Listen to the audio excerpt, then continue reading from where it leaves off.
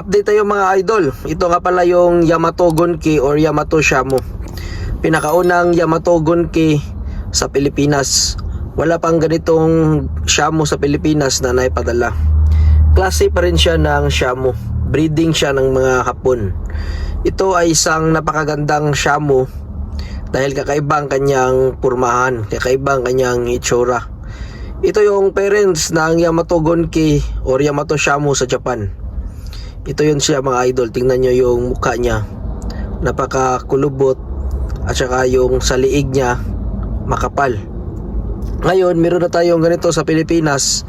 Meron na tayong dalawang stag at meron din tayong isang pullet.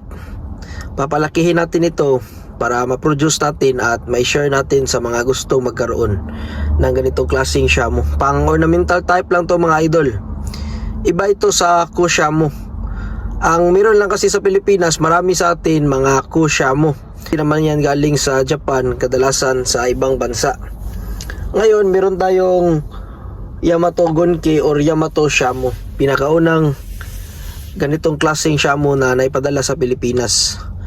Sana mapalaki natin to ng maayos dun sa Pilipinas at maparami.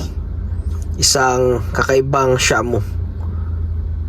Na-discuss na natin to mga idol. May video na tayong nagawa nito. Panoorin nyo na lang ang kabuuang discussion patungkol sa Yamato Gunki or Yamato Shamu.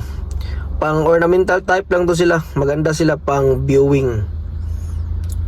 At i-follow nyo rin ito sa Facebook, itong tao na to, dahil meron siyang mga Yamato Gunki. Marami siyang alagang Yamato Gunki na sa ibang bansa naman to. Galing naman sa Japan ang kanyang nakuhang mga Yamato Gunki. So ito yung mga parents ng ating Yamato Gunki or Yamato Shamu.